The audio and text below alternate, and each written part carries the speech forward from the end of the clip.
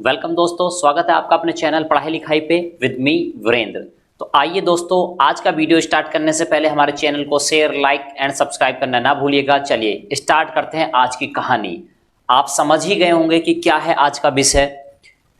1857 में क्रांति हुई थी। हमारे देश को आज़ाद कराने की अंग्रेजों से प्रथम प्रयास था जो कि विफल हो चुका था। उसके बाद जब तक हमारा देश स्वतंत्र नहीं हो गया, आज़ाद नहीं हो गया, बहुत सारे प्रयास चलते रहे, बहुत सारे क्रांतिकारी आए। उन्हीं में से एक थे भगत सिंह, जिनको शहीद आजम का भी दर्जा दिया जाता है। तो आइए चलते हैं, कुछ जानते हैं ऐसी बारीकियां इस पॉइंट ऑफ व्यू से कि भाई क्या हुआ था ऐसा कि उनको शहीद होना पड़ा, फांसी चढ़ा दिए गए। वो क्या वो बच सकते थे इनसे, और क्यों दिखाए गए गांधी जी को काले झंडे।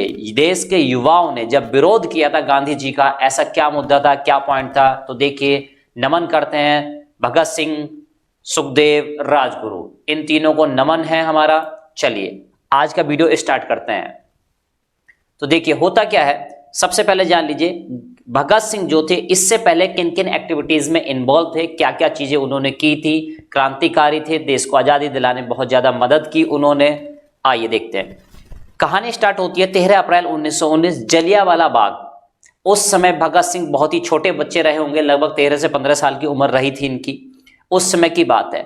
ऐसी बहुत सारी, जलियांवाला बाग हुआ, अंग्रेजों के अत्याचारों को देखते जा रहे थे, ऑब्जर्व कर रहे थे, और चीजें आगे बढ़ती जा रही थी। धीरे धीरे उनके मन में एक आक्रोश पनपता जा रहा था, भगत सिंह जी के मन में। चलिए हुआ क्यों। गांधी जी उस समय देश की आवाज बन चुके थे, पावरफुल नेता थे, और बहुत सारे इन्होंने क्या चलाए, आंदोलन चलाए। कुछ पूरे हुए, कुछ पूरे नहीं भी हुए। ठीक इसी तरह का एक मूवमेंट था नॉन कॉपरेशन मूवमेंट, जो कि बीच में ही आधा अधूरा छोड़ दिया गया। गांधी जी के लिए इनके, भगत सिंह जी के मन में बहुत ज्यादा उम्मीदें थी, आशाएं थी, बहुत मानते थे इनको। लेकिन कुछ मूवमेंट ऐसे हुए जैसे नॉन कॉपरेशन मूवमेंट, जिसको बीच में ही वापस ले लिया। उन्होंने कहीं ना कहीं गांधी जी की छवि को इंपैक्ट किया था भगत सिंह जी के मन में। चलिए फिलहाल दोनों के अपने अलग अलग रास्ते थे। एक नरम दल को मानने वाले थे, एक गरम दल को मानने वाले थे। फिर भी दोनों मिलाकर देश की आजादी के लिए प्रयत्न करते रहे। आइए चलते हैं, कुछ और आगे चीजें जानते हैं। साइमन कमीशन का विरोध शुरू हुआ था। आप सभी जानते हैं साइमन कमीशन, पुराने इतिहास की चीजें आपने पढ़ी होंगी, सुनी होंगी। साइमन कमीशन का विरोध करने के लिए लाला लाजपत राय जब गए थे, वहां पे वो अपने नारे लगा रहे थे, तो उस समय पे लाठी चार्ज कर दिया गया था, और उस लाठी चार्ज में लाला लाजपत राय जी की मृत्यु हो गई थी। लाला लाजपत राय भगत सिंह जी के लिए पिता समान थे, एक गुरु समान थे। बहुत ही धक्का लगा, आहत हुए भगत सिंह। उस समय पे इन्होंने ठान लिया कि लाला जी की मौत का बदला लेना है। जेम्स स्कॉट, जिन्होंने ऑर्डर दिया था इनको मारने का, गोली चलाने का ऑर्डर दिया था, इन्होंने ठान लिया कि मैं जेम्स स्कॉट को मार के ही दम लूंगा। मगर जब इन्होंने प्लानिंग की, उस समय आप बाय डिफॉल्ट कहिए या किस्मत से कहिए, डीएसपी सैंडर्स बाहर आए। यानी आना तो था जेम्स स्कॉट को बाहर, लेकिन आए कौन, सैंडर्स बाहर आए। भगत सिंह, राजगुरु, सुखदेव, ये उस समय वहां पे थे। इन्होंने क्या किया भाई, गोली चला दी, सैंडर्स का वध कर दिया, मर्डर कर दिया, उसकी मृत्यु हो गई।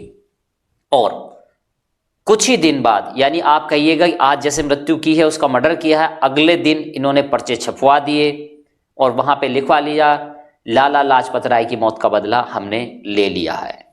ब्रिटिश गवर्नमेंट के लिए बड़ी बेइज्जती की बात थी, शर्मनाक बात थी कि कोई इनके एक ऑफिसर को मार के चला गया और उसको ये पकड़ तक नहीं पाए।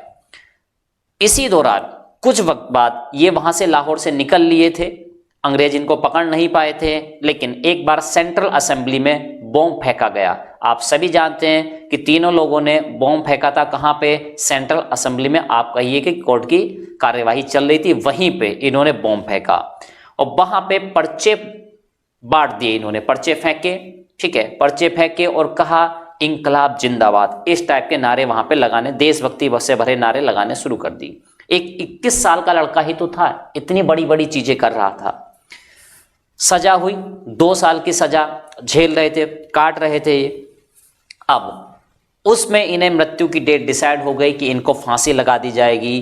डेट मुकर्रर हुई, तारीख मुकर्रर हुई 24 मार्च सन 1931। जी हां, ध्यान रखिएगा, तारीख मुकर्रर हुई थी 24 मार्च 1931। लेकिन भगत सिंह के चेहरे पर जरा सी सिकन तक नहीं थी। खुश थे, हंस रहे थे, मुस्कुरा रहे थे। देशवासियों को इस तारीख की खबर लग चुकी थी कि 24 मार्च को भगत सिंह को फांसी होने वाली है।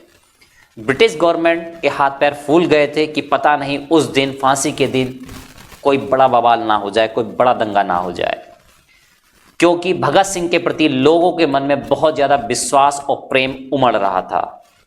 अब ऐसे में ये तो एक पक्ष हुआ। अब चलते हैं राजनीतिक माहौल क्या थे। ये भगत सिंह के बारे में हमने कुछ बताया, इन परिस्थितियों से गुजर रहे थे, ये चीज़ें हो रही थी। वहीं दूसरी ओर राजनीतिक तरफ से क्या क्या चीज़ें हो रही थी, तो देखिए 12 मार्च 1931 की बात है, 12 मार्च 1930 की बात है, यानी लगभग 1 साल पहले की बात बता रहे हैं आपको। उस समय से लेकर अब तक, इस बीच में जब भगत सिंह ये सारी चीज़ें कर रहे थे, तब पीछे बैकग्राउंड में क्या क्या चीज़ें चल रही थी। 12 मार्च 1930 को दांडी मार्च से सविनय अवज्ञा आंदोलन शुरू हुआ। बहुत अच्छी बात है, आंदोलन शुरू हुआ, काफ़ी सपोर्ट मिला उसको, दांडी से शुरू हुआ था। 1930 में ही गोलमेज सम्मेलन हुआ था। कांग्रेस की तरफ से कोई भी उस गोलमेज सम्मेलन को अटेंड करने के लिए इंग्लैंड में कोई भी नहीं गया था। ठीक, बेसिकली इसमें होता क्या था कि देश के भाई जो भी नेता हैं, बड़े बड़े जो भी देश में मुद्दे चल रहे हैं, उनको बातचीत के जरिए सुलझाने का प्रयास हुआ करता था ब्रिटिश गवर्नमेंट हमारे देश के नेताओं के बीच। लेकिन उस बार कांग्रेस की तरफ से कोई भी नहीं गया था 1930 में। तो यानी आप उसको विफलता ही मानिए कि गोलमेज सम्मेलन की एक तरह से विफलता थी। भाई एक ही पक्ष आए, दूसरा पक्ष आए ही ना, तो वो तो विफलता ही कहलाएगा। ठीक, अब धीरे धीरे ये सारी चीजें चलती गई। गांधी जी एक पावरफुल नेता हुआ करते थे। समय आ पहुंचा मार्च 1931 का, यानी कि 24 मार्च की तारीख जो कि मुकर्रर हुई थी सजाए मौत के लिए, उससे कुछ ही दिन पहले, ठीक लगभग 20 दिन पहले की बात बता रहे हैं। 5 मार्च 1931 में गांधी और इरविन के बीच समझौता हुआ। समझौता क्या था? उन्होंने कहा कि चलिए गोलमेज सम्मेलन में चलते हैं, लंदन में होता था, वहां बैठकर बातचीत करते हैं, जो मुद्दे हैं उनको बातचीत के जरिए सुलझाने का प्रयास करते हैं। ठीक, दोनों के बीच समझौता हो गया। अब लोगों को उम्मीद जगने लगी थी कि भाई गांधी जी कहीं ना कहीं इन तीनों की फांसी को कहीं ना कहीं रुकवाएंगे। तो ये थे मिस्टर इरविन, ठीक है, और ये मिस्टर गांधी। चलिए, तो महात्मा गांधी जी और इरविन के बीच जब समझौता हुआ तो ऐसा लगने लगा था कि शायद कहीं ना कहीं इस पक्ष में कुछ ना कुछ हस्तक्षेप गांधी जी करेंगे और इरविन को मना लेंगे कि भाई इस फांसी को रुकवा दिया जाए।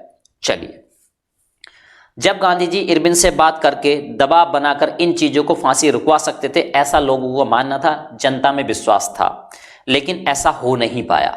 ठीक है, ऐसा हो नहीं पाया। चलिए, अब नहीं हो पाया। फांसी होनी थी 24 मार्च को, लेकिन अंग्रेजों को लग रहा था कि 24 मार्च को देश के लोग फांसी शायद ना होने दें, बहुत बड़ा बवाल हो जाए। इसीलिए 23 मार्च की रात को ही दे दी गई भगत सिंह सुखदेव राजगुरु को फांसी। अब भगत सिंह हो चुके थे शहीद और कहलाए शहीद आजम। आगे कालखंड में चलते हैं, क्या हुआ। अब युवाओं के मन में शायद एक बहुत ज्यादा आक्रोश घर कर गया था, इसी के परिणाम स्वरूप कि गांधी जी शायद इसको रुकवा सकते थे, शायद मना सकते थे इरविन को, लेकिन शायद उन्होंने अपने प्रभाव का इस्तेमाल नहीं किया, ऐसा लोगों का मानना रहा होगा उस समय। ठीक, भगत सिंह की मृत्यु से पूरा देश शोकाकुल था, बहुत ज्यादा व्याकुल हो उठा था कि शायद इसमें कुछ हो सकता था, उम्मीद थी उनको गांधी जी से। इसी के परिणाम स्वरूप अब भाई ऐसा जब नहीं हो पाया तो क्या हुआ, 29 मार्च 1931 को लाहौर में कांग्रेस का अधिवेशन हुआ। 1931 का कांग्रेस का अधिवेशन हुआ। प्रेसिडेंट थे, जो अध्यक्ष थे वो थे सरदार वल्लभ भाई पटेल। गांधी जी भी उसमें पार्टिसिपेट किए, वहां पे करने आए। इसी दौरान 1931 के अधिवेशन में गांधी जी के विरोध प्रदर्शित करने के लिए कि आप शायद इसमें कुछ कर सकते थे, काले झंडे दिखाए गए। देश के युवाओं ने गांधी जी को जबरदस्त विरोध किया और उनको काले झंडे दिखाए। आज की राजनीति में भी ऐसी चीजें होती हैं, लेकिन वो माहौल कुछ और था। उस समय हमारा दुश्मन शत्रु एक था, अंग्रेज। चलिए, तो ऐसा लोगों का मानना था, ऐसा लोगों को आक्रोश था। और हाँ, एक पॉइंट और ध्यान रखिएगा, ये अधिवेशन अपने आप में भी इंपॉर्टेंट हो जाता है बहुत सारे competitive exam point of view से। अब जब उनको काले झंडे दिखाए गए तो उस समय गांधी जी ने कहा था गांधी मर सकते हैं, गांधीवाद नहीं, यानी वो कह रहे थे कि मैं मर सकता हूं लेकिन मेरे विचार नहीं मर सकते, ऐसा गांधी जी का कहना था। ठीक, तो ये सारी चीजें होती रही। कुल मिला के गांधी जी शायद फांसी को नहीं रुकवा पाए, या जो भी उस समय के तथ्य रहे हों। ठीक, लेकिन हाँ, लोगों में आक्रोश था कि ये गांधी जी रुकवा सकते थे और वो शायद इन्होंने नहीं किया। तो इस विरोध को प्रदर्शित करने के लिए 23 मार्च को जब उनको फांसी हो चुकी थी शहीद आजम भगत सिंह को, राजगुरु को और सुखदेव को, इस विरोध में 1931 के कांग्रेस के अधिवेशन में गांधी जी को काले झंडे दिखाए गए थे, विरोध प्रदर्शन हुआ था।